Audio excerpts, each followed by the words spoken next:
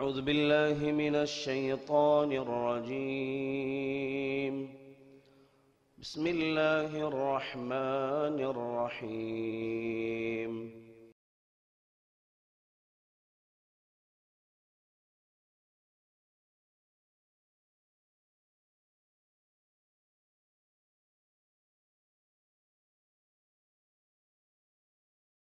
அஸ்ஸலாமு அலைக்கும் வரஹ்மத்துல்லாஹி வபரகாத்துஹு. அல்ஹம்துலில்லாஹ் ரப்பில் ஆலமீன். நஹ்மதுஹு வ நஸ்தஈனுஹு வ நஸ்தக்ஃபிருஹு வ நஊது பில்லாஹி மின் ஷுரூரி அன்ஃபுஸினா வ மின் ஸய்யிஆத்தி அஅமாலினா. மை யஹ்திஹில்லாஹு ஃபலா முதில்ல லஹு வ மை யுضللஹு ஃபலா ஹாதிய லஹு. வ நஷ்ஹது அன் லா இலாஹ இல்லல்லாஹ் ونشهد أن سيدنا محمدا عبده ورسوله أما بعد. فقد قال الله تعالى في القرآن العظيم وفي القرآن المجيد بعد أعوذ بالله من الشيطان الرجيم. بسم الله الرحمن الرحيم. شهر رمضان الذي أنزل فيه القرآن. صدق الله. قال نبينا صلى الله عليه وسلم இன்னமல் அஅமாலு பின்னியாத் வ இன்னமா லிகுல்லி இம்ரிஇன் மா நவா. ஸதக ரசூலுல்லாஹி ஸல்லல்லாஹு அலைஹி வஸல்லம். அளவற்ற அருளாளனும் நிகரற்ற அன்புடையோனுமாகிய அல்லாஹுவின் திருப்பெயரால் துவங்குவோமாக. இறைவனின் தூதாய் இறுதி தூதராய் உலகத்திற்கு வந்த முஹம்மது ரசூல் ஸல்லல்லாஹு அலைஹி வஸல்லம் அவர்கள் மீதும் அவர்களின் வாழ்க்கை வழிமுறைகளை வலுவாது பின்பற்றி நடக்கிற நம் அத்துணை பேர்கள் மீதும் வல்லோன் அல்லாஹுவின் கருணையும் கரிசனமும் பாதுகாப்பும் இரு உலகத்திலும் குன்றாமல் குறைவின்றி நின்று நலவட்டுமாக என பிரார்த்தித்தவனாக வார்த்தையை துவங்குகிறேன்.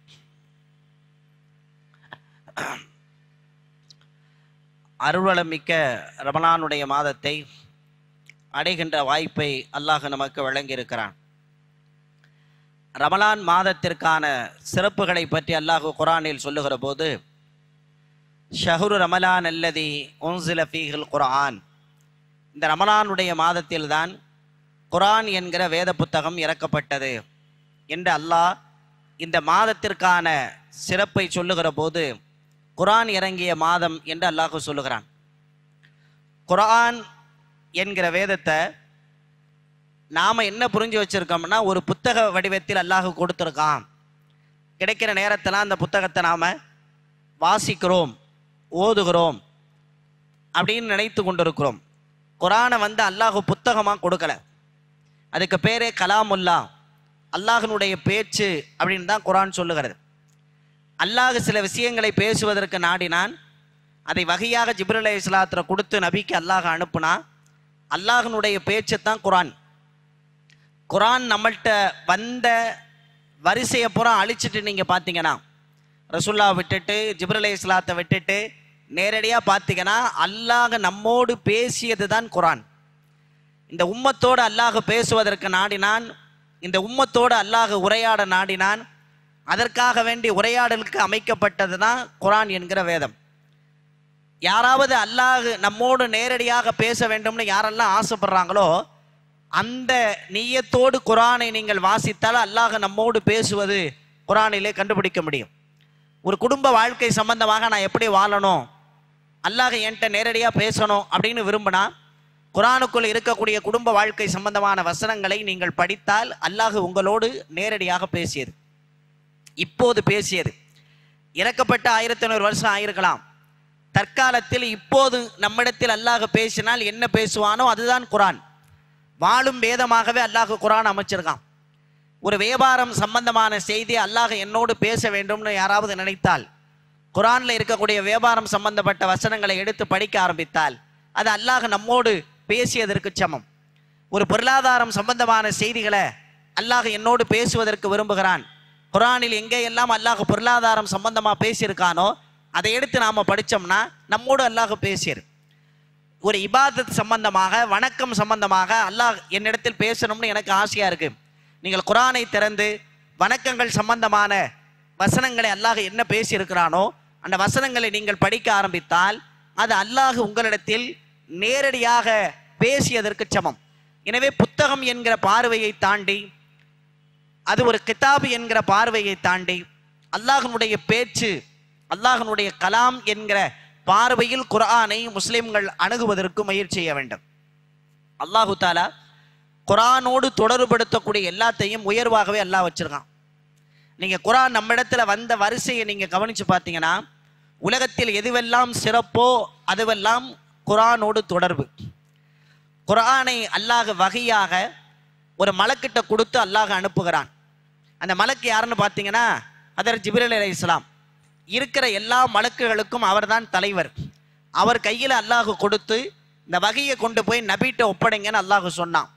அந்த நபி யாருன்னு பார்த்தீங்கன்னா சையதுல் அம்பியா, எல்லா நபிமார்களுக்கும் அவங்க தான் தலைவர். ரசூல் ஸல்லல்லாஹு அலைஹி வஸல்லம் அவங்கள்ட்ட அந்த வகை கொண்டு வந்து சேர்க்கப்பட்டது. இந்த குர்ஆனுடைய வசனத்தை இறக்குவதற்காக ஒரு நாட்டை அல்லாஹ் தேர்ந்தெடுக்கிறான், ஒரு பகுதியை தேர்ந்தெடுக்கிறான்.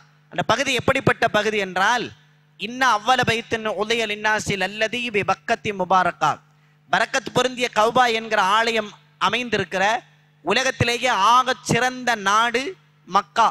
அந்த நகரத்தில் அல்லாஹ் குர்ஆனை இறக்குறான். இதை இறக்குவதற்கென்று ஒரு மாதத்தை அல்லாஹ் தேர்ந்தெடுத்தான், ஷஹ்ரு ரமலான். இருக்கிற மாதத்திலேயே தலைமையான மாதம், சிறந்த மாதம். அந்த மாதத்துல தான் அல்லாஹ் குர்ஆனை இறக்கினான். இதை இறக்குவதற்கென்று ஒரு இரவு அல்லாஹ் தேர்ந்தெடுத்தான், லைலத்துல் கத்ர் இரவு. மின் அல்ஃபி ஷஹர், 1000 மாதங்களை விட சிறந்த இரவுகளில் ஆகச் சிறந்த ஒரு இரவில் அல்லாஹ் இறக்குகிறான். அது இறக்கப்படுகிற போது ஒரு சமூகத்தை அல்லாஹ் தேர்ந்தெடுக்கிறான், சஹாபாக்கள் என்கிற சமூகம். ரலியல்லாஹு அன்ஹு ரலியல்லாஹு அன்ஹு, நான் அவர்களை பொருந்தி கொண்டேன், அவர்கள் என்னை பொருந்தி கொண்டார்கள். நீங்க இந்த வரிசையை அப்படி கவனிச்சு பாருங்க. கொண்டு வருகிற மலக்கு இருப்பதிலேயே சிறந்தவர், கொண்டு வந்து சேர்க்கப்பட்ட நபி இருக்கிற நபிமார்களிலேயே சிறந்தவர், கொண்டு வந்து சேர்க்கப்பட்ட நாடு எல்லா நாடுகளை விடவும் சிறந்த நாடு, கொண்டு வந்து சேர்க்கப்பட்ட மாதம் எல்லா மாதங்களை விடவும் சிறந்த மாதம், இறங்கிய இரவு எல்லா இரவுகளை விடவும் சிறந்த இரவு, இறங்கிய சமுதாயம் எல்லா சமூகத்தை விடவும் சிறந்த சமுதாயம். இப்போ குர்ஆனோடு எதை அல்லாஹ் தொடர்புபடுத்தி இருக்கிறானோ, குர்ஆனோடு எதை இணைத்து வைத்திருக்கிறானோ அது உலகத்தில் சிறப்பாக வைத்திருக்கிறான், மேன்மையாக வைத்திருக்கிறான். நமக்கு உணர்த்தப்படுகிற செய்தி, நீங்கள் குர்ஆனோடு இணைந்தால், நீங்கள் உங்களை குர்ஆனோடு இணைத்து கொண்டால், நீங்கள் குர்ஆனோடு சேர்த்து கொண்டால் நீங்கள் மிகச்சிறந்தவர்களாக மாறுவீர்கள் என்பதற்கான செய்தியை இந்த குர்ஆன் வந்த வரிசையை யோசித்து பார்த்தாலே நம்மால் புரிந்து கொள்ள முடிகிறது. குர்ஆனுக்கு இருக்கிற மகத்தான சக்தி என்னன்னா, மனங்களை மாற்றுகிற ஆற்றல் குர்ஆனுக்கு இருக்கிறது. முஸ்லிம்கள் அப்படி வாசிக்கணும். ஒரு புத்தகத்தை வாசித்து கடந்து போவதை போல ஒரு பக்கங்கள் புரட்டப்படக்கூடாது. இந்த குர்ஆனுக்குள்ள மிகப்பெரிய சக்தி இருக்கு. இந்த குர்ஆன் மனதை மாற்றக்கூடிய ஆற்றல் இருக்கு. உமர் ரலியல்லாஹு அவங்கள வரலாறு நமக்கு தெரியும். தாகாபனுடைய 2 வசனங்கள் உமரை உழுக்குச்சு, இஸ்லாத்தை ஏத்துக்கிட்டாங்க. உமர் ரலியல்லாஹு யாராவது மிரட்டி பணிய வைக்க முடியுமா? பணம் கொடுத்து கரெக்ட் பண்ண முடியுமா? உமர் போட்ட அவருடைய மனதை மாற்றுகிற ஆற்றல் உலகத்துல யாருக்கு இருக்கு? ஆனா அல்லாஹ்வுடைய வார்த்தைக்கு இருக்கிற, குர்ஆனுக்கு அந்த சக்தி இருக்கிறது. அதற்கு உமருடைய மனதை குர்ஆன் மாற்றியது. ஒரு மிகச்சிறந்த தலைவராக அதற்கு உமர் மாறினாங்க. அன்றைய காலகட்டத்தில் இறை நிராகரிப்பாளர்கள் என்ன பேசுவாங்கன்னு குர்ஆன்ல அல்லாஹ் சொல்றான். ரோட்ல போகும்போது அந்த இறை நிராகரிப்பாளர்கள் பேசுவாங்க. வகாலல்லதீன கஃபரு, இறை நிராகரிப்பாளர்கள் கூறுவார்கள், லா தஸ்மஉ லி ஹாதல் குர்ஆன, இந்த குர்ஆனுடைய சத்தத்தை உங்களுடைய காதுகள்ல கேட்காதீங்க. வல்கௌ ஃபீஹி, அப்படி எங்காவது குர்ஆன் ஓதப்பட்டால் அந்த சபையில போய் குழப்பத்தை உண்டாக்குங்க. லஅல்லக்கும் துஃப்லிஹூன், அப்போதான் நான் வெற்றி பெற முடியும். ஏங்க குர்ஆனுடைய சத்தத்தை காது தாழ்த்தி கேட்காம இருந்தாங்க? குர்ஆனுடைய விளக்கவுடையாளர்கள் சொல்றாங்க, ரோட்ல போகும்போது இறை நிராகரிப்பாளர்கள் காதுல பஞ்சு வச்சுக்கிட்டே போவாங்களாம். காதுல பஞ்ச நுழைச்சு. ஏன்னா ஏதாவது குர்ஆனுடைய வசனம் நம்ம காதுல கேட்டுட்டா நம்ம மனசை மாத்திரும்னு அவங்க பயந்தாங்க. குர்ஆனை நம்பியவர்கள் அல்ல, ஈமான் கொண்டவர்கள் அல்ல, இறை நிராகரிப்பாளர்கள். குர்ஆன் சைத்தானுடைய புறத்திலிருந்து வந்துச்சுன்னு பேசினவங்க, இறை வேதம்னு ஏற்றுக்கொள்ளாதவங்க.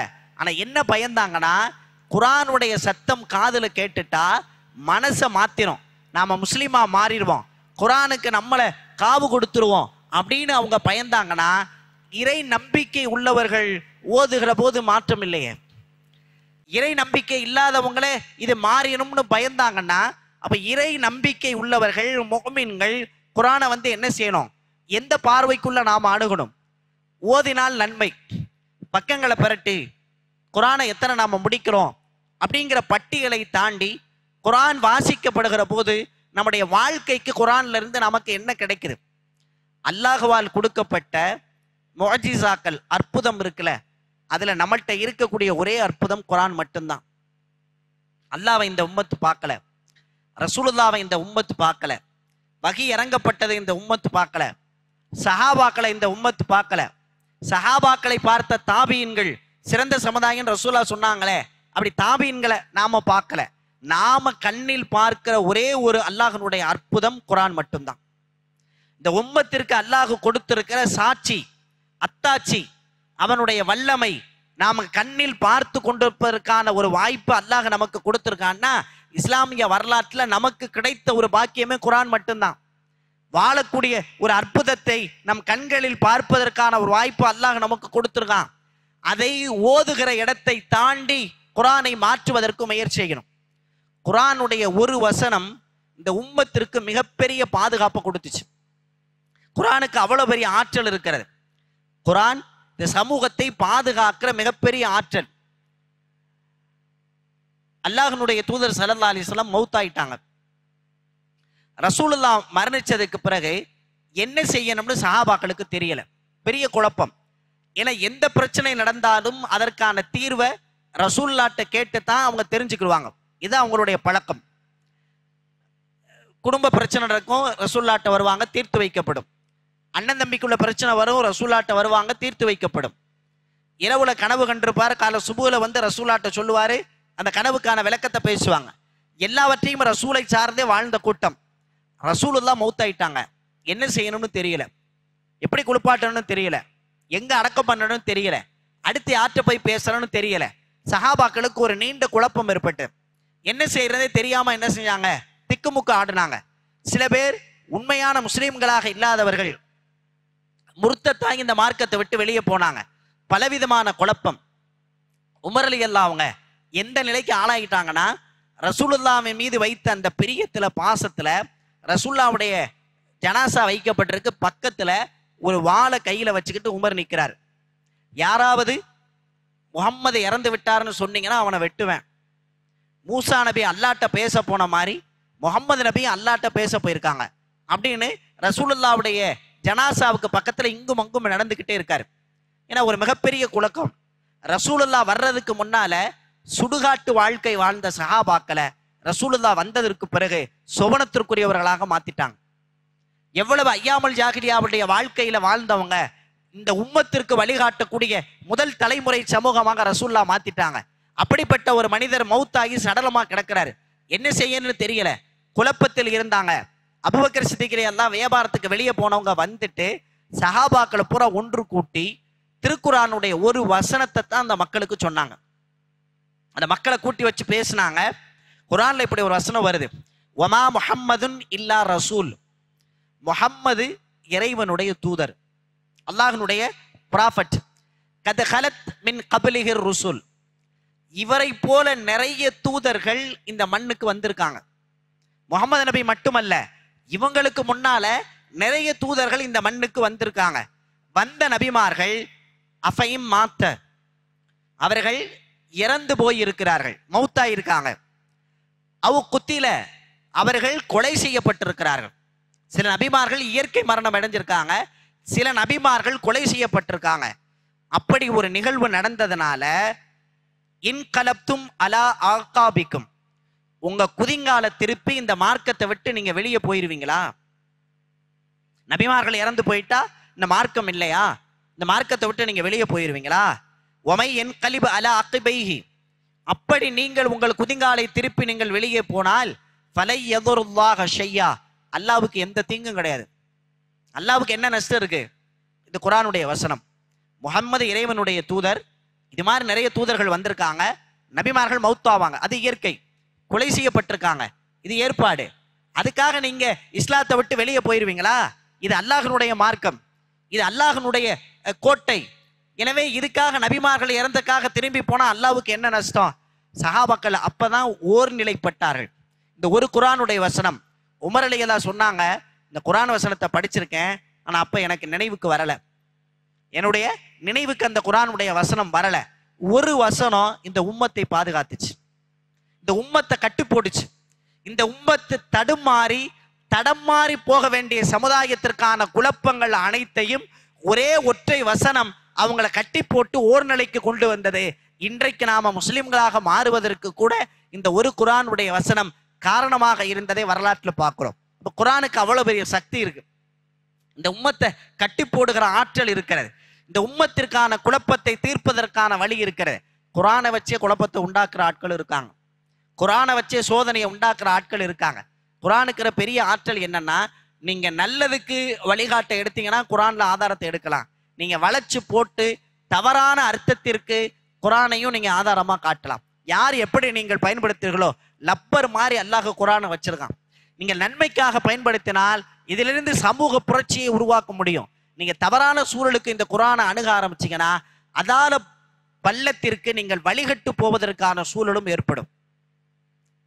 வங்காளதேசத்துல ஃபஸ்லுல் ஹக் அப்படிங்கிற ஒரு அமைச்சர், அவரு ரயில பயணிப்பதற்காக வருகிறார் பக்கத்தில் இருக்கிற ஊருக்கு போறதுக்கு.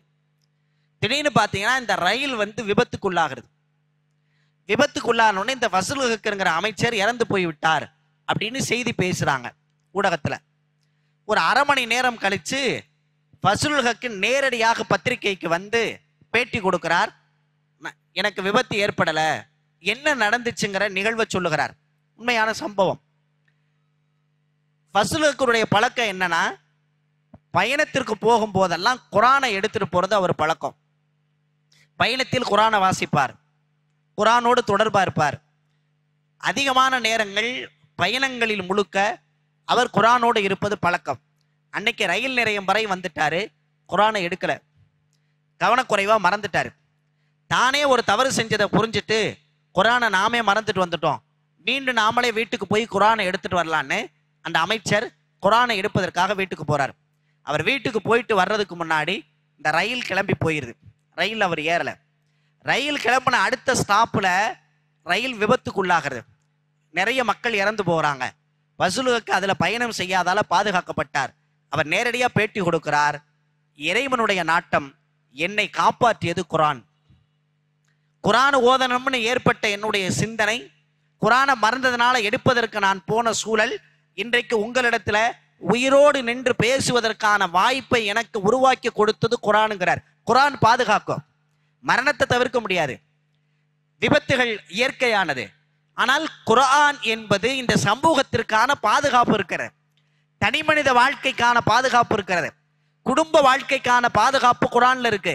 சமூகத்தை கட்டமைப்பதற்கான, சமூகத்தை பாதுகாப்பதற்கான வாய்ப்பை அல்லாஹ் குர்ஆன்ல வச்சிருக்கான். நாம குர்ஆனை அந்த எண்ணத்தோடு அணுகி பார்க்கணும். காகிதங்களாக, பேப்பராக, எழுத்துக்களாக, எழுத்துக்களின் கோர்வையாக சேர்க்கப்பட்ட புத்தகத்தின் வடிவில குர்ஆனை பார்ப்பதிலிருந்து சமூகம் மாறணும். எதிரிகள் குர்ஆனை அணுகிறாங்க. இஸ்லாத்தை அழிக்கணும் நினைக்கிறவங்க குர்ஆனுக்குள்ள போறாங்க, குர்ஆனை அணுகி பார்த்துட்டு வெளியே வந்துடுறாங்க. எவ்வளவு சதி திட்டம் போடுறாங்க, குர்ஆனை அவங்களால உருவாக்க முடியுதா? இஸ்லாத்தை அழிக்கிறதுக்கு எவ்வளவு பிளான் நடக்குது, எவ்வளவு சர்ச்சைகள் பண்றாங்க. குர்ஆனை மாதிரி ஒரு குர்ஆனை கொண்டு வர வேண்டியதானே? அறிவாளிகள் உலகத்தில் இல்லையா? அறிஞர்கள் இல்லையா? மெத்த படிச்ச மேதாவிகள் இல்லையா? செலவழிக்கிறதுக்கு ஆட்கள் இல்லையா? ஏன் குர்ஆனை மாதிரி உருவாக்க முடியாது? இது மனிதன் உருவாக்கியதல்ல, இது அல்லாஹ் உருவாக்கியது என்பதற்கு அதான் பெரிய அத்தாட்சி. கொண்டு வர முடியல. குர்ஆனை போல ஒரு புத்தகத்தை உலகத்தில் உருவாக்க முடியாமல் எதிரிகள் தோற்கிறார்கள் என்றால் குர்ஆன் சத்தியம் என்பதற்கு வரலாறு. நிறைய பேரு குர்ஆன்ல தப்ப கண்டுபிடிக்கணும்னு உள்ள போனாங்க. என்ன நடந்துச்சுன்னா, அவங்க குர்ஆனா மாறிடுவாங்க. குர்ஆனுக்குள்ள பெரிய ஆற்றல் தான். நாம குர்ஆனுக்குள்ள போகல, வாசிக்கிற இடத்திலேயே நிக்கிறோம். உள்ள போய் குர்ஆனுக்குள்ள என்ன இருக்குன்னு நாம பார்க்க ஆரம்பித்தோம்னா குர்ஆனா மாறிடலாம். கடலுக்குள்ள போய் முத்தெடுக்க போனவன் முத்தாகவே சில மனிதர்கள் மாறி போனார்கள்னு சொல்லுவாங்க. அது மாதிரி குர்ஆனுக்குள் போனவர்கள் குர்ஆனாகவே மாறி போயிருக்கிறார்கள். கன்னட நாட்டை சேர்ந்த ஒரு கிறிஸ்தவ பாதிரியார், டாக்டர் ஜாரி மில்லர் அப்படிங்கிறது அவருடைய பெயர். அவர் குர்ஆனை படிக்கிறார். எதுக்காக படிக்கிறார்னா, குர்ஆன்ல என்னெல்லாம் தவறு இருக்கு, குர்ஆன் என்ன தப்பான கருத்தை சொல்லுது அப்படிங்கிறத கண்டுபிடிச்சு மக்களுக்கு நான் சொல்ல போறேன், குரான் பொய் என்பதை நிரூபிக்க போறேன். அவரா எடுத்து வாசிக்கிறார். ஏன்னா எல்லா இடத்துலயும் குரான் கிடைக்குது, யாருக்குமே தைரியமா நம்ம குரானை கொடுக்குறோம், பிரச்சாரம் பண்றோம், நமக்கு பயமே இல்லை, நமக்கு அச்சமே இல்லை. குரானை பிழை கண்டுபிடிக்கவே முடியாது, குரானை தவறுன்னு நிரூபிக்கவே முடியாது, குரானால மக்களுக்கு அச்சம் இருக்குன்னு சொல்லவே முடியாது. திடீர்னு குரான்ல தீவிரவாதமான வார்த்தைகள் இருக்குன்னு ஒரு பிரச்சாரத்தை நீண்ட நாட்களுக்கு முன்னாடி கிளப்புனாங்க, அதை எல்லாம் தோத்து போகும். ஏன்னா இது பூராமே அல்லாஹ்வுடைய செட்டப், அத்தனையுமே அல்லாஹ்வுடைய வார்த்தை. ரசூலுல்லாவுடைய வார்த்தைகள் கூட இல்லை, நபியினுடைய வார்த்தைகள் பூரா ஹதீஸா தனியா தொகுத்துட்டோம். இது அச்சரம் மாறாமல் அல்லாஹ்வுடைய வார்த்தை. அப்ப இந்த டாக்டர் ஜாரி மில்லர் வாசிக்கிறார். அவர் என்ன நினைச்சு வாசிக்கிறாருன்னா, குரான்ல முகமது நபியினுடைய வரலாறு இருக்கும், நபியினுடைய மனைவி ஹதீஜாவை பற்றிய வரலாறு இருக்கும், ஆயிஷா அம்மாவை பற்றிய வரலாறு இருக்கும், நபியினுடைய மகள் ஃபாத்திமா அம்மாவை பற்றிய வரலாறு இருக்கும் அப்படின்னு குரானை நான் படிக்க ஆரம்பிச்சேன். வாஸ்து உள்ள போனா நபியினுடைய வரலாறு குரானில் இல்லை. நடந்த நிகழ்வு நேரத்துல வசனம் தான் இருக்குமே தவிர ரசூலுல்லாவுடைய மனைவி பற்றிய வரலாறுலாம் குரான்ல கிடையாது. படிச்சுக்கிட்டே வந்தவர் டக்குன்னு பார்க்கிறாரு, மரியம்னு ஒரு அத்தியாயம். அவர் ஈசா நபியை கொண்டு ஈமான் கொண்டவர், கிறிஸ்தவர். பைபிள்ல மரியத்தின் பெயரால் அத்தியாயம் கிடையாது. எந்த மரியமினுடைய மகனாக ஈசா பிறந்தாரோ அந்த ஈசாவுக்கு இறக்கப்பட்ட பைபிள்ல என்ன இல்ல, மரியமின் பெயரில் அத்தியாயம் இல்ல. முதல்ல ஷாக் ஆகிறாரு, என்ன மரியம்னு ஒரு அத்தியாயம்? முழுக்க முழுக்க மரியம் அலைஹிஸ்ஸலாத்தினுடைய பல்வேறு சிறப்புகளை, பைபிள் பேசாத புகழை, பைபிள் தொடாத பக்கங்களை குர்ஆன் மரியம் அம்மாவை பற்றி புகழ்ந்து பேசுது. அதிர்ச்சி ஆயிட்டார். ஐஷாவை பத்தி இல்ல, ஹதீஜா அம்மாவை பத்தி இல்ல, ஃபாத்திமாவை பத்தி இல்ல, மரியம்மை பத்தி குர்ஆன் பேசுதே. முதல் ஷாக்கு. அடுத்து குர்ஆன் அப்படி வாசிக்க ஆரம்பிக்கிறார். குர்ஆனுக்குள்ள போறார். ஈசான்னு எத்தனை இடத்துல வருதுன்னு பார்த்தா, ஈசா நபியினுடைய பெயர் குர்ஆன்ல 25 இடத்துல வருது. ரசூலுல்லாவுடைய பேரை நீங்க எடுத்தீங்கன்னா 5 இடத்துல தான் குர்ஆன்ல வருது. முஹம்மதுன்னு 4 இடம், அஹம்மதுன்னு ஒரே இடம். ரசூலுல்லாவுக்கு இறக்கப்பட்ட வேதத்துல நபியின் பெயர் 5 இடத்துல, ஈசாவினுடைய பெயர் 25 இடத்துல. அவர் ஈசாவை ஈமான் கொண்டு வந்தவர், அவரை நம்பினவர். பார்க்கிறாரு, அதிர்ச்சியா இருக்கு. என்ன முகம்மதனுடைய பேருக்கான முகமதுனுடைய வேதம்னு சொல்றோம், ஆனா ஈசாவுடைய பேர் அதிகமா இருக்கே. அடுத்து அப்படியே வாசிக்கிட்டே போறாரு. அடுத்த கட்டமா அவர் பார்க்கிறாரு, குர்ஆன் ஒரு சவால் விடுது. உலகத்துல யாராவது ஒரு புத்தகத்தை எழுதிட்டு இது மாதிரி ஒரு புத்தகத்தை உங்களால கொண்டு வர முடியுமா அப்படின்னு கேட்க முடியாது. எவ்வளவு கஷ்டமான புத்தகம் எழுதி இருந்தாலும் அதை விட சிறந்த புத்தகத்தை அடுத்து வரக்கூடிய ஆட்கள் எழுதிடுவாங்க. வல்லோனுக்கு வல்லோன் உலகத்துல இருப்பான். குர்ஆனுக்குள்ள போய் பார்த்தா, وَإِن كُنتُمْ فِي رَيْبٍ مِّمَّا نَزَّلْنَا عَلَى عَبْدِنَا فَأْتُوا بِسُورَةٍ مِّن مِّثْلِهِ. நீங்க யார் வேணாலும் ஒன்று சேர்ந்து என்ன வேணாலும் வாங்க. எப்படி 2-3 இடத்துல அல்லாஹ் உத்தரவிடுறான். ஒன்று, முழுமையான குர்ஆனை நீங்க கொண்டு வந்து காட்டுங்க, இல்லைன்னா ஒரு சூறாவை கொண்டு வாங்க, இது மாதிரி ஒரு வசனத்தையாவது உங்களால கொண்டு வாங்க. 1900 வருஷமா இந்த சவால் இருக்கு, யாரும் முறியடிக்கல. ஒரு புத்தகத்தை ஒரு மனுஷன் எழுதிட்டு இது மாதிரி புத்தகம் எழுத முடியுமா, எழுதி காட்டுறேன்னு உலகத்தில் எழுதிடுவான். ஏன் குர்ஆனை மாதிரி எழுத முடியல? ஏன் அவர் சொல்றார் குர்ஆனை மாதிரி ஏன் உருவாக்க முடியல? குர்ஆன் அல்லாஹ்வுடைய வேதம், அல்லாஹ் எழுதிய வார்த்தை. அல்லாஹ்வை தவிர இன்னொருத்தனால எப்படி எழுத முடியும்? படைப்பாளன் உருவாக்கிய ஒரு உருவாக்கத்தை போல இன்னொரு பொருளை உலகத்துல யாராலும் உருவாக்க முடியாது. மனிதனை அல்லாஹ் உருவாக்கினா மனிதனை மாதிரி இன்னொரு படைப்பை உலகத்துல படைக்க முடியாது. மனிதன் மனிதனாகத்தான் பிறந்து கொண்டே வருகிறான். இது அல்லாஹ்வுடைய ஏற்பாடு. இது மாதிரி ஒரு படைப்பை மனிதனால உருவாக்க முடியுமான ஒரு ரோல் மாடலை இதை வச்சு வேணா ரோபோ செய்யலாம். இது மாதிரி இன்னொரு படைப்பை அல்லாஹ்வை தவிர யாராலும் உருவாக்க முடியாது. எனவே படைப்பாளன் உருவாக்கியதை அவனை தவிர உலகத்தில் உண்டாக்குவதற்கு வாய்ப்பே இல்லை. குர்ஆனை இப்படி ஒரு சவால் விட்டுச்சு, யாருமே கொடுக்க முடியல. நிறைய பேர் என்ன சொன்னாங்கன்னா, குர்ஆன் சைத்தானுடைய புறத்திலிருந்து வந்துச்சுன்னு எல்லாரும் சொன்னாங்க. இது சைத்தான் இறக்கிய வேதம், அல்லாஹ் கொடுத்ததில்லைன்னு சொன்னாங்க. நான் குர்ஆனை படிச்சுக்கிட்டே வர்றேன். இப்படி ஒரு குர்ஆன்ல ஒரு வாசகம், ஃபைதா கரஅத்தல் குர்ஆன ஃபஸ்தஈது பில்லாஹ். நீங்கள் குர்ஆனை ஓத ஆரம்பித்தால் அவுது பில்லாஹி மினஷ் ஷைத்தானிர் ரஜீம் சொல்லிட்டு ஓதுங்க. சைத்தான்கிட்ட வந்திருக்குன்னு சொல்றீங்க, ஆனா சைத்தான்கிட்ட பாதுகாப்பு தேடிட்டு தான் குர்ஆனை ஓதணும்னு உள்ள வாசகம் இருக்குன்னா முரண்பாடா இருக்கே. எப்படி சைத்தானே குர்ஆனை கொடுத்துட்டு நீ சைத்தான்கிட்ட பாதுகாப்பு தேடுன்னு எப்படி ஒரு வாசகத்தை உள்ள சொல்ல முடியும்? பாருங்க, வெளியில இருக்கிற ஆட்கள் குர்ஆனை எப்படி ஆய்வு செஞ்சிருக்காங்கன்னு பாருங்க. இன்னொரு அற்புதமான செய்தியை டாக்டர் ஜாரி மில்லர் சொல்லுகிறார், வியந்து பார்க்கிற தகவல் இது. குர்ஆனுடைய ஆய்வாளர்கள் கூட இந்த பார்வையில இந்த விஷயத்தை பார்க்கல, ரொம்ப ஆச்சரியமா இருக்கிறது. திருக்குர்ஆன்ல ரசூலுல்லாஹ்வுடைய சிறிய தந்தை அபூலஹபை கண்டித்து அல்லாஹ் வசனம் இறக்கியிருக்கான். சூரத்துல் அஹப் நமக்கு தெரியும். மலைமுகட்டுல இருந்து ரசூலுல்லாஹ் பிரச்சாரம் பண்ணும்போது மண்ணை அள்ளி எரிஞ்சான். இதுக்கு தான் என்னைய கூப்பிட்டியா நீ சொல்றதுக்குன்னு. அப்ப அல்லாஹ் வசனத்தை இறக்குனா, தப்பத் யதா அபீ லஹபி வத்தப், அபூலஹபே நீ நாசமடையட்டும், உன் கை நாசமாகட்டும், நீயும் உன் மனைவியும் சேர்ந்து நரகத்துக்கு போவீங்க அப்படின்னு அல்லாஹ் வசனத்தை இறக்கிட்டான். இந்த வசனம் இறக்கப்பட்டு 10 வருஷம் அபூலஹபும் 10 வருஷம் உயிரோட இருக்கிறான். மனைவி உம்மு ஜமீல் உயிரோட இருக்கிறா. இடையில ஏதாவது ஒரு நாள் ரசூல்லாட்ட போய் நாங்க உங்கள்ட்ட மன்னிப்பு கேட்கிறோம், முஸ்லிமா மாறிடுறோம் அப்படின்னு உண்மையாக அல்ல பொய்யா சொல்லி இருந்தா குர்ஆன் பொய்யா இருக்கும். இவங்க ரெண்டு பேரும் நரகவாதின்னு குர்ஆன் சொல்லுது. இவங்க 2 பேரும் போய் முனாஃபிக்கள் தான் அன்னைக்கு இருந்தாங்களே, முஸ்லிமா நடிச்சவங்க இருந்தாங்களே, உண்மை பேச வேண்டாம், முகமதை பொய்ப்பிக்கணும், குர்ஆனை பொய்ப்பிக்கணும், நாங்க 2 பேரும் முஸ்லிமா மாறுறோம், முஸ்லிமா மாறிட்டா எப்படி நரகவாதின்னு குர்ஆன் சொன்னது தப்பாயிரும்ல. அபூலஹபும் மனைவியும் முஸ்லிமா மாறி இருந்தா குர்ஆன் சொன்னது பொய்யா இருக்கும், நரகவாதின்னு குர்ஆன் சொல்லுறது. இவங்க முஸ்லிமா மாறிட்டாங்க, என்ன முகமதே நீங்க பொய் சொன்னீங்கன்னு 4 பேர் கேள்வி கேட்கலாம். ஆச்சரியம் என்னன்னா 10 வருடம் அபூலஹப் அப்படியே தான் இருந்தான். மிக கோரமான மரணத்தை அல்லாஹ் கொடுத்தான். அபூலஹப் மரணத்தை கூட சாதாரணமா கொடுக்கல, மிக கடுமையான ஒரு மரணத்தை சந்தித்து அபூலஹப் மரணிச்சானா குர்ஆன் சொன்ன வார்த்தை 10 ஆண்டுகள் அபூலஹப் உயிரோடு இருந்த போதும் கூட அதை பொய்ப்பிக்க முடியல. ஏன்னா அல்லாஹ் சொன்ன வார்த்தையில, குர்ஆன் என்பது அல்லாஹ் சொன்ன வார்த்தையே, அதை எப்படி பொய்ப்பிக்க முடியும்? இதை டாக்டர் ஜாரி மில்லர் சொல்லுகிறார். நான் அதிசயிச்சு போயிட்டேன். குர்ஆனுடைய வார்த்தைகளை, குர்ஆன் பேசக்கூடிய விஷயங்களை, இது மனிதனுடைய புத்தகம் இல்லை என்று அவர் சொல்லுகிறார். இது மனிதர்களுடைய திரட்டு கிடையாது, மனிதர்கள் சேர்ந்து உருவாக்கியதல்ல. அப்படின்னா உருவாக்க முடியுமே? மனிதன் உருவாக்குனா இன்னொரு மனிதர்கள் சேர்ந்து உருவாக்கலாமே.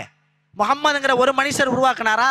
1,00,000 பேரை ஒன்று திரட்டுங்க, வித்த படிச்ச மேதாவிகள் அனைத்தையும் ஒன்னா கூட்டி உட்கார வைப்போம், அந்த ஆக சிறந்த உலகத்தினுடைய எல்லா டிபார்ட்மெண்டினுடைய அறிவாளிகளும் ஒன்னா கூடட்டும், உருவாக்குங்க பார்ப்போம். ஒரு வசனத்தை உருவாக்க முடியாது. நாம நினைக்கிறோம் அரபி வார்த்தை தானே, அரபி வாசகம் தானே, அரபி மொழி தானே, ஒரு கருத்தை சேர்த்து கூட்டி ஒரு குர்ஆன் வசனத்தை நீங்களே கற்பனை செய்யுங்க, உருவாக்க முடியாது. நீங்க உட்கார்ந்து எவ்வளவு மார்க்கம் தெரிஞ்சிருக்கோம், குர்ஆனை படிச்சிருக்கோம், ஒரு வசனத்தை நம்மளால உருவாக்க முடியுமான்னு நினைச்சு பாருங்க, உருவாக்க முடியாது. ஏன்னா இது அல்லாஹ்வுடைய வார்த்தை. படைத்த படைப்பானை தவிர மனிதனுடைய அறிவு, அதை உருவாக்குவதற்கான சக்தி அல்லாஹ் கொடுக்கல. அதனாலதான் எல்லாரும் தோக்குறாங்க, குர்ஆனை உருவாக்க முடியாம தோக்குறாங்க. இஸ்லாத்தினுடைய எல்லா விஷயங்களும் கை வைக்கப்பட்ட போது கூட குர்ஆனை கை வைக்க முடியல, குர்ஆனை அழிக்கவும் முடியாது. லட்சக்கணக்கான கோடிக்கணக்கான ஹாஃபில்கள் உருவாகிட்டாங்க. இன்னா நஹ்னு நஸல்ன ذிக்ர வ இன்னா லஹு லஹாஃபிலூன். நாம் தான் குர்ஆனை இறக்கணும், நாமே பாதுகாப்போம்ட்டான்.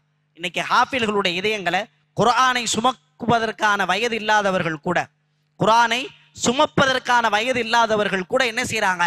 குர்ஆனை மனனம் செய்து செய்யறாங்க. அது இந்த இடம் நிறைய ஹாஃபில்கள் உருவாக்கப்பட்ட இடம்.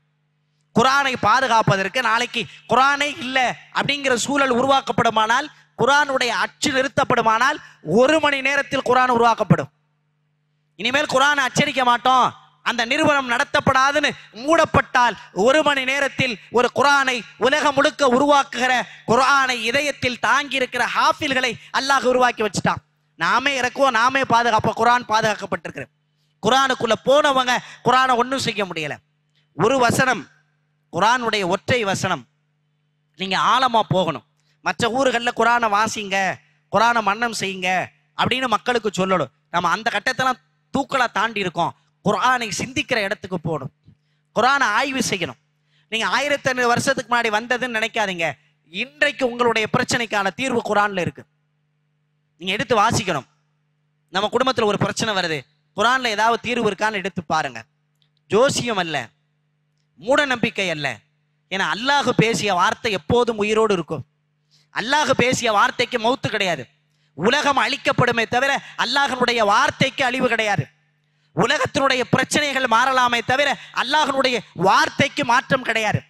உலகம் தன்னுடைய சூழலையும் சட்டத்தையும் கலாச்சாரத்தையும் நடைமுறையும் மாற்றிக்கொண்டே இருக்குமே தவிர குர்ஆன் மாறி இருக்கா? 1500 வருஷத்துக்கு முன்னால அரபு நாட்டில் இருந்த மக்களுடைய நிலைமை என்ன? அன்னைக்கு அவங்களுக்கு வழிகாட்டுச்சு. இன்னைக்கு 2025 நாம எவ்வளவு லக்ஸரியான வாழ்க்கைக்குள்ள வந்திருக்கோம், இன்னைக்கும் குரான் வழிகாட்டுது. இதை தாண்டிய உச்சமாக ஒரு காலம் உருவானால் அந்த காலத்துக்கு இந்த குரான் வழிகாட்டும். வழிகாட்டுகிற புத்தகமா தேடணும். சட்ட புத்தகங்கள் சட்டங்களுக்கு தேவைப்படுவதை போல என்ன ரூல்ஸ் இருக்கு, என்ன சட்டம் இருக்குன்னு பார்க்கறது மாதிரி முஸ்லிம்கள் தங்கள் பிரச்சனைக்கான தீர்வாக குரானை பார்க்கணும். அந்த இடத்திற்கு அணுகணும். ஒரு பக்கத்துல சில நேரத்துல விடை கிடைச்சிரும், சில நேரங்கள்ல 3வது பக்கத்துல தான் விடை கிடைக்கும். தேடிக்கிட்டே இருக்கணும் குரானுக்குள்ள. வாசிச்சா நன்மைன்னு வாசிக்கிற இடத்துல இருக்கக்கூடாது, ஓடுகிற இடத்துலயும் இருக்கக்கூடாது. வாசிப்பது நன்மை, மாற்று கருத்து இல்லை. வாசிக்கிற இடத்தை தாண்டி வாழுகிற இடத்திற்கு குரானை கொண்டு போகணும். வாழுகிற இடத்திற்கு குரான் போகணும். எத்தனை காலத்துக்கு வாசிக்கிற கூட்டத்திலே இருப்போம், எத்தனை காலத்துக்கு ஓதுகிற கூட்டத்திலே நாம இருப்போம், எத்தனை காலத்திற்கு குரானை மனனம் செய்த பட்டியலே நாம இருப்போம். அடுத்த கட்டத்துக்கு குரான் போகணும்ல. நம் வாழ்க்கை அடுத்த கட்டத்துக்கு போகணும்னா, நம்முடைய சமூகத்தினுடைய முன்னேற்றம் அடுத்த கட்டத்துக்கு போகணும்னா குரானையும் நீங்க அடுத்த கட்டத்துக்கு கொண்டு போகணும். அடுத்த கட்டத்துக்கு போனா தான் குரான் வழிகாட்டும். பெரிய ஆச்சரியம் பாருங்க, சஹாபாக்கள் எப்படி வாழ்ந்தாங்க. ரொம்ப மோசமான சூழல், நாம் அதை வர்ணிச்சே பேச முடியாது. குடி இருந்தது, எல்லா தவறு இருந்தது, வட்டி இருந்தது, பெண் குழந்தை பிறந்தா உயிரோடு புதைக்கிற கல்லெஞ்சப் இருந்தது, ஐயாமுல் ஜாகிலியா. குரானு மலைக்கு மேல இருக்கும், இவங்களுடைய வாழ்க்கை தரை கீழே இருந்துச்சு. கொஞ்சம் கொஞ்சமா குரானா மாறினாங்க, குரானுடைய உத்தரவுக்கு மாறினாங்க. மதுவை கொஞ்சம் கொஞ்சமா நிறுத்துச்சு, வட்டியை கொஞ்சம் கொஞ்சமா நிறுத்துச்சு, பாவமான காரியங்களை நிறுத்தி நல்ல பழக்கங்களை குரான் கற்றுக் கொடுத்தே இருந்தது. கொஞ்சம் கொஞ்சமா உயர்ந்து உயர்ந்து உயர்ந்து உயர்ந்து எங்க போயிட்டாங்க? மலை உச்சிக்கு போயிட்டாங்க. உமர் ரலியல்லாஹுடைய வரலாறு, சந்தையில உட்கார்ந்து மதுவை குடிச்சிட்டு, பேசுறதுக்கே அச்சமா இருக்கு, மதுவை குடிச்சிட்டு வர்றவன்ட்ட பூரா மண்டையில தட்டி காசை புடுங்கிய ரவுடி உமர் ரலியல்லாஹுடைய ஆரம்ப கட்ட வாழ்க்கை. குரானுடைய வசனம் எந்த இடத்துக்கு உயர்த்திச்சு பார்த்துங்க. உமரின் பெயரை உச்சரிக்கிற போதெல்லாம் ரத்தத்துக்குள்ள ஒரு உற்சாகம் பாயுது. அந்த பெயரை உச்சரிச்சாலே ஈமானுடைய சக்தி ஏற்படுது. உமர் வந்தார், உமருடைய ஈமாரை பார்த்து சைத்தான் இன்னொரு பக்கம் விரண்டு போவான்னா அவ்வளோ பெரிய ஆளுமை சக்தியாக 22.5 லட்சம் சதுர மைல் பரப்பளவு கொண்ட இஸ்லாமிய தீபகற்பத்தை கட்டி ஆண்ட மன்னர் ஹதரத் உமர். எப்படி சாத்தியப்பட்டுச்சு? ஏன்னா குரானின் படி வாழ்ந்தாங்க, உயரத்துக்கு போனாங்க. நாம என்ன செய்யறோம்னா குரானை நம்ம வாழ்க்கைக்கு இழுக்கிறோம். இங்க கீழே இறங்கி வா, நான் மேல வர முடியாது, உயரத்துக்கெல்லாம் ஏற முடியாது, ஏன் ரூட்டுக்கு வா, நான் செய்யறத சரின்னு சொல்லு, என் பழக்கத்தை ஏத்துக்க, இதுதான் கரெக்ட்னு சொல்லு. ஏதாவது வழி இருந்தா பாருங்க ஆலிம்சா, இது சரியாக்குறதுக்கு வழி. இது சரியா தப்பான்னு ஒரு காலத்துல கேட்டாங்க. இது சரின்னு சொல்றீங்களா தப்புன்னு சொல்றீங்களா? இல்ல, இது சரியாக்குறதுக்கு வழி இருக்கா? ஆலிம்கள் பூரா ஹராம ஹலாலாக்கி கொடுக்குற இடத்துக்கு போயிட்டாங்க. அப்படி செய்யற சூழல் உருவாக்கப்பட்டிருக்கு. இதை ஹலாலாக்குறதுக்கு ஏதாவது வழி இருக்கா? ஏதாவது பிளான் இருந்தா சொல்லுங்க. இங்க சுத்தி அங்க சுத்தி அப்படி மாத்தி கொடுத்துட்டா இது ஹலால் ஆயிருமான்னு கேட்கக்கூடிய வாழ்வாதாரம் வந்துருச்சு. குரானை நம்ம வாழ்க்கைக்கு இழுக்கிறோம். குரான் தரத்துக்கு நாம போகல, இந்த உம்மத்து முன்னேற முடியாது. குரான் இருக்கிற இடத்திற்கு நாம் ஏறுகிற போதுதான் எல்லா பாவங்களை விட்டும் தப்பிக்கப்பட்டு இஸ்லாமிய சமூகம் பாதுகாக்கப்படும். குரானை நம்ம தரத்துக்கு கீழே இறக்கணும்னா அப்பையும் குரான் நமக்கு பயன்படத்தான் செய்யும், ஆனா எந்த பயனும் இருக்காரு. அது அதால பள்ளத்திற்கு கொண்டு போய் நம்மளை சேர்த்துரும். ஒரு குரானுடைய வசனம், ஒரு வசனத்தையும் நம்ம வாழ்க்கையில படிச்சோம்னா, அதை சிந்திச்சோம்னா, நீங்க குரானை யோசிக்கலாம், என்ன விஷயத்தை அல்லாஹ் இதுல சொல்ல வர்றான்னு நீங்க சிந்திக்க சிந்திக்க குரானுக்குள்ளிருந்து உங்களுக்கு தகவல் கிடைக்கும். குரான்ல சூரத்து நம்லுன்னு ஒரு அத்தியாயம், எறும்புன்னு அந்த அத்தியாயத்திற்கு பேர் வச்சிருக்கான். குரான்ல ஒரு ஆச்சரியம் பாருங்க, பக்கரான்னு தான் அத்தியாயமே துவங்குது. மாடுன்னு மனுஷனை கொண்டு போய் கடைசியாத்தான் நாசுங்கிற போட்டிருக்கான். ஏதோ ஒரு உயிரினங்களுக்குள்ள, அல்லாஹு படைத்த விலங்குகளுக்குள்ள அல்லாஹ் மிகப்பெரிய அற்புதத்தை வச்சிருக்கான், ஆச்சரியத்தை வச்சிருக்கான். சூரத்து நம்லு எருமை பற்றிய ஒரு செய்தி அந்த சூறாவில் பேசப்படுது. என்ன செய்தினா, சுலைமான் என்கிற நபி நமக்கு தெரியும், அல்லாஹ் மிகப்பெரிய ஆற்றலை கொடுத்திருந்தான், ஜின்களை வசப்படுத்தி கொடுத்திருந்தான். பறவைகள் விலங்குகள் பேசுவதை கேட்கிற பறவைகளின் பாஷைகள் சுலைமான் நபிக்கு தெரியும். காற்றை வசப்படுத்தி கொடுத்திருந்தான். சுலைமான் அலைஹிஸ்ஸலாம் தன்னுடைய படை பட்டாளத்தோடு கிளம்பி வர்றாங்க. எறும்புகள் அந்த வழியா நடந்து போகுது, எறும்பு கூட்டம். அப்போ ஒரு தலைவியான எறும்பு பேசுது. குரான்ல இந்த வாசகம் இருக்கிற என்ன எறும்பு பேசுனா, காலத்தின் நம்லாத், பெண் எறும்பு பேசியது. உதுகுலு மசாக்கினக்கும் லா யஹ்திமன்னக்கும் சுலைமானு வஹும் லா யஷ்குரூன். எறும்பு கூட்டங்களே, நீங்கள் உங்கள் பொந்துகளில் போய் ஒளிந்து கொள்ளுங்கள். சுலைமான் வருகிறார், நம்மளை மிதிச்சிட போறாரு, நம்மளை அழிச்சிட போறாரு. எறும்பு பேசின உடனே சுலைமான் நபியினுடைய காதல் அது விழுந்துரு. ஏன்னா அல்லாஹ் ஏற்கனவே அந்த ஆற்றலை கொடுத்திருந்தான். சுலைமான் நபி தன்னுடைய கூட்டத்தை நிறுத்துட்டாங்க, போகாதீங்க. எறும்பு பூரா பொந்துக்குள்ள போகுது. போய் முடிச்ச உடனே சுலைமான் அலைஹிஸ்ஸலாம் கிளம்பி போறாங்க. சிரிச்சாங்கன்னா அல்லாஹ் குரான்ல பேசுறான். ஒரு குரானுடைய வசனம், பண்டைய கால வரலாற்று நிகழ்வு. ஒரு வசனம் தான் இந்த செய்தி முடிக்கப்படுது. இந்த வசனத்தை கவனிச்சு பார்த்தீங்கன்னா நாம எப்படி குரானை அணுகணும் என்பதற்கு ஒரே ஒரு உதாரணம். குரானுக்குள்ள நாம எப்படி உள்ள ஊடுருவி போகணும் என்பதற்கு ஒரே ஒரு எக்ஸாம்பிள். இந்த செய்தி பாருங்க. ஒரு பிரச்சனை நடக்கிறதுக்கு முன்னால எறும்பு சுதாரிச்சு தன்னை பாதுகாத்து கொண்டது. இப்ப அல்லாஹ் என்ன சொல்றான்னா, பிரச்சனை வர்றதுக்கு முன்னாடி முதல்ல தீர்வை தேடி வச்சுக்குங்க. இந்த நேரம் வருது, கொரோனா வரப்போகுது அப்படின்னு தகவல் வருதா, என்னெல்லாம் பிரச்சனை வரும்னு முன்னாடியே கவனமாயிரும். ஒரு தடவை அனுபவப்பட்டோம். உடம்புல பிரச்சனை வருதா, என்ன செய்யணும்னு யோசிக்கணும். பொருளாதார பிரச்சனை வருதா, என்ன செய்யணும் யோசிக்கணும். வியாபாரம் நஷ்டமாற மாதிரி தெரியுதா, உடனே கவனமாகி அதை சரி செய்ய முயற்சி பண்ணணும். குடும்பத்துல இது பிரச்சனையா மாறி இப்படி வெடிக்கும்னு நமக்கு தெரியுதா, உடனே அதை கவனமாகி வருமுன் காப்போம். வந்ததற்கு பிறகு ஒரு பிரச்சனை தீர்க்கப்படக்கூடாது. வந்ததற்கு பிறகு முட்டிக்கிட்டு நிற்க கூடாது. வருவதற்கு முன்னாலேயே ஒரு முஸ்லிம் என்ன செய்யணும், கவனத்தோடு இருக்கணும். அல்லாஹ்வுடைய தூதர் சொல்லுவாங்க, லா யல்தவுல் முஃமின் மின் ஹுஜரின் வாஹிதின் மர்ரத்தைன். ஒரு முஃமின், ஒரு இறை நம்பிக்கையாளன் ஒரு பொந்துல 2 தடவை கொட்டப்பட மாட்டான். ஒரு தடவை கொத்து வாங்கிட்டா சுதாரிச்சிடணும். நடந்து வர்ற ஒரு இடத்துல தட்டிருச்சு, அடுத்த வெளியே வரும்போது தட்டு வாங்கக்கூடாது. கல்லு இடறிடுச்சு, திரும்ப நடந்து வரும்போது இடர்படக்கூடாது. ஒரு முஸ்லிம் விழிப்போடு இருக்கணும், கவனமா இருக்கணும். அடி வாங்கக்கூடாது. ஒரு அடி விழுந்து விட்டால் அடுத்த அடி விழுவதற்கு முன்னால் எச்சரிக்கையா இருக்கணும்.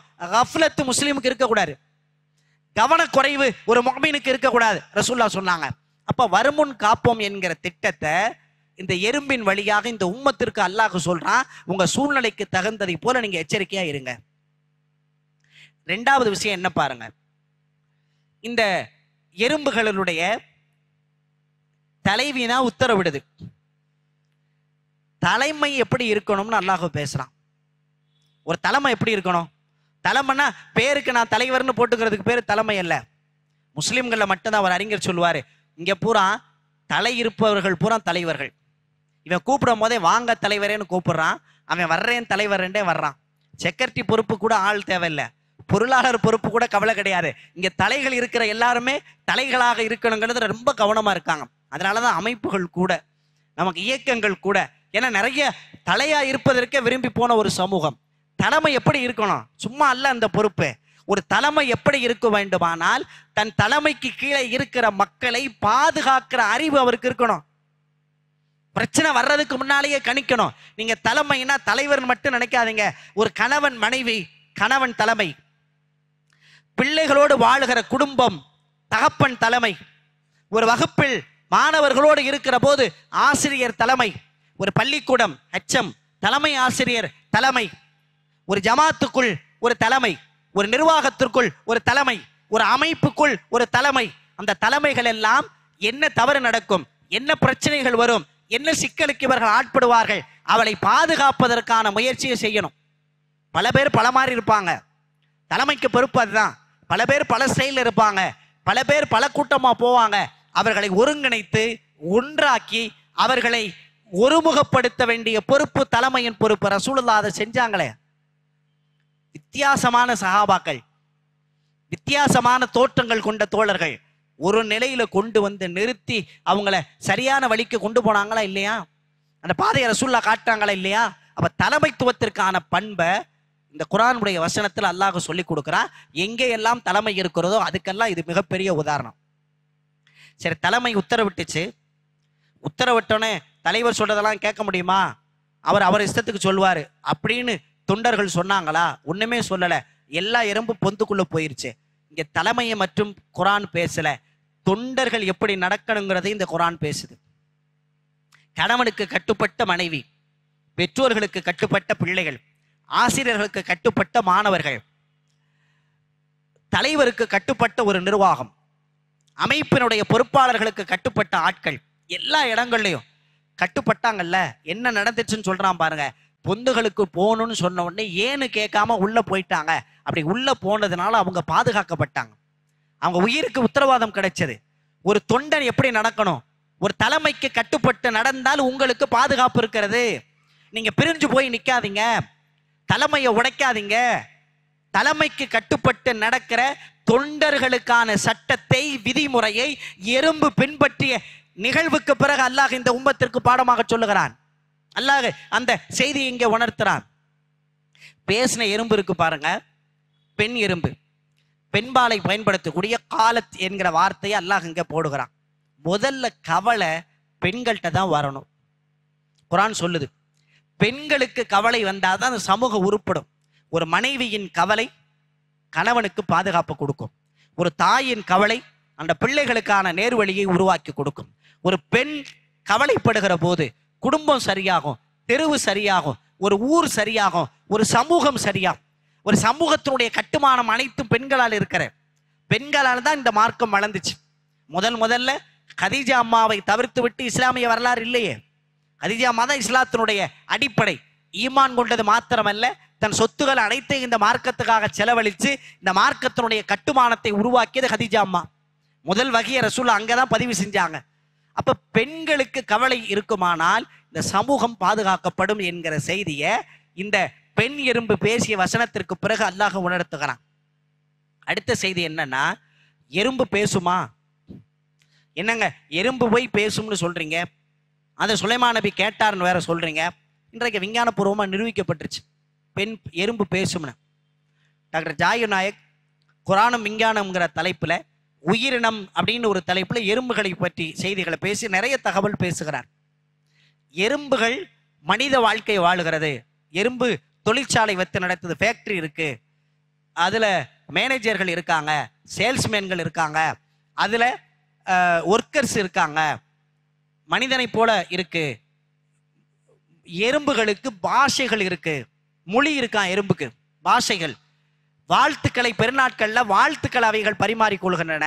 ஒரு எறும்பை பார்க்கும்போது முட்டிக்கிட்டு தான் போகும், ஏதோ ஒரு வார்த்தையை பேசிட்டு தான் போகுது. எறும்பு போகும்போது வரிசை மாறாம போறதுக்கு ஏதோ ஒரு பொடியை தூவிக்கிட்டே போகுது. சுமல் இல்லாத பொருளை கூட எறும்பு கண்டுபிடிச்சு அதை தனக்கு எடுத்துக்கிறோம். உலகத்திலேயே முதல்ல கருத்தடையை கண்டுபிடிச்சது எறும்பு தானா.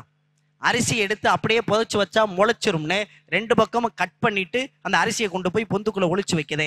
சேமிக்கிற பழக்கத்தை எறும்பு தான் உருவாக்குச்சு. தன்னை விட 50 மடங்கு கூடிய பொருளை எறும்பு சுமக்கும். நிறைய தகவல்கள் எறும்பை பற்றிய. எறும்பு பேசுமான்னு ஒரு கேட்டாங்க, எறும்புக்கு பாஷைகள் இருக்குன்னு இன்றைக்கு விஞ்ஞானபூர்வமா நிரூபிக்கப்பட்டிருக்கு. குர்ஆன் தன் கருத்தை மாத்தாது. விஞ்ஞானம் வளர்ந்து குர்ஆனுடைய கருத்துக்கு வந்து நிற்கும்.